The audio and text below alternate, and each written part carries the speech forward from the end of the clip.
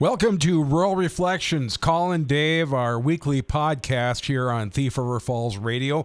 And this is the podcast that's co-hosted by my brother Dave Nelson in Carrington, North Dakota, and myself, Grant Nelson, here in Thief River Falls, Minnesota.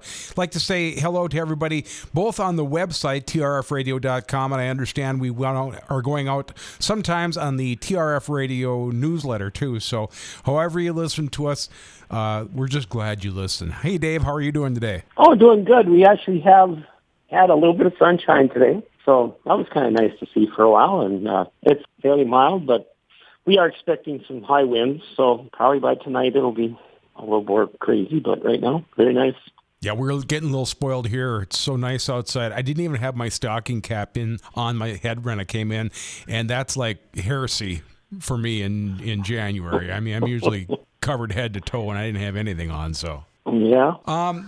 So how are the farmers doing out there? I mean, this is the meeting season, and they're going to FSA season, and they're going over your books season. Yeah, how are they doing out there? Well, I hear, at the end of the year, I got to get my tax appointment, done, and haven't heard a real lot about that.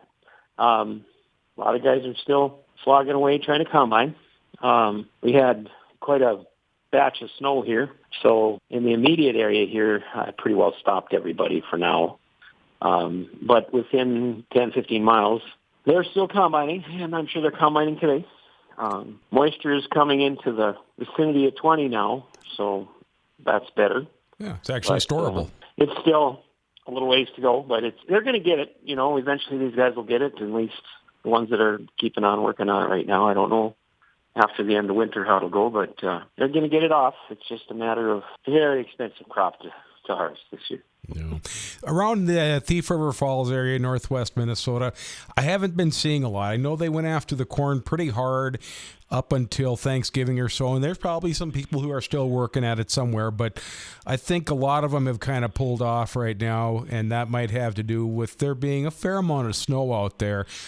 We've got one cornfield about a mile away from our place, and there is snow up to the cobs in that field, so I can understand why they wouldn't want to go after it.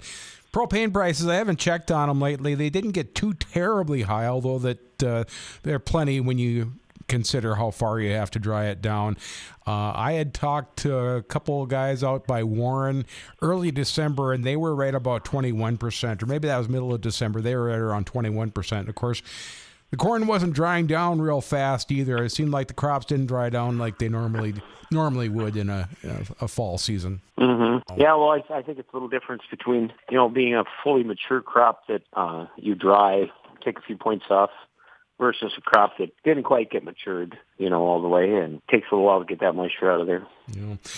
Well, this is also the season of going to shows and seeing the new equipment that's coming out, and just maybe that's a little bit recreational even sometimes. And the one thing, it seems, we're getting into more precision farming nowadays, whether that takes the form of GPS or RTK or drones or even robotics nowadays. It seems like that's becoming a watchword, and maybe even in the near future, we're talking about eliminating some labor, which isn't always available anyway. So the one thing I was looking at this week were the lawn mowers, just plain old lawn mowers that are robotically controlled. There's several companies putting them out, including Husqvarna and Honda. I always think when Honda gets involved in something, look out, that means it's probably going to happen in the residential lawnmowers. But more than that, in agriculture, really, farmers have been pursuing precision ag for quite a long time, haven't they, Dave? Oh, yes, and it keeps taking a little step and another little step and another little step further until they will be at the point of driverless machines also, We've already reached the point of combines that set themselves as you're going up and down the field, and so it's just a matter of time until there's no need for the operator in there, I remember the first time I drove a tractor that had GPS on it and the auto steer, and there was a stack of Field and Stream magazines in the bottom, and I thought, well, there's no reason for that. But the second go round, I had a magazine cracked open. At least not on the ends or on the headlands. You gotta take control, but at least you did back then. But going up and down the field, yeah, wasn't the worst thing to have a little something to read because there was a fair amount of boredom involved. Now we see even some people who are building their own robotic controls for tractors that, especially that pull grain carts, because grain carts seem to be, I don't know, they seem almost like hand in a glove for robotic control, don't they? Yeah, they are, and that's moving along also. I mean, the grain cart now can be set up, or the grain cart tractor, I should say, can be set up to follow the combine after it gets within a certain distance. And so it'll take over. Auto steering will take over. There are speed controls in there so you can change speed. And it's just basically follows the combine. Yeah, and then, of course, you got known points. You've got a combine, and then at the other end, at the headlands, you've got a truck or maybe several trucks. So, I mean, it has known points, so it can go from place to place. So that works out pretty well. Even on a little bit simpler basis, I think of the transition from 9-speed or 8-speed or 10-speed or even 13-speed semis to automatic semis. That was a bit of automation that really followed probably operators who weren't as good at shifting anymore, or maybe it was beyond them in some cases. They were all used to automatic transmissions. Yeah, well, I think the big thing behind that is the inexperienced driver. Yep. And not having to run the clutch, Yep. That is and then if you're going to do something automated, where you change speeds and so on, of course, it's much easier to do with automatic transmission. That's why I think the CVTs, are quite popular in some of the smaller or mid-sized four-wheel drive tractors because you pretty much have infinite control over the speed, so that can change up and down really easily. If you're following a grain cart or doing something where you have to match another machine's speed. Yeah, sure are nice when we've been hauling sugar beets. That was, and a lot easier to get out of the field when it's muddy if you don't have to switch gears. That's usually when you bury the truck is when you're switching gears. One more thing too, I was looking at was the Quantix drone is something I saw, and I had to dig into that a little bit.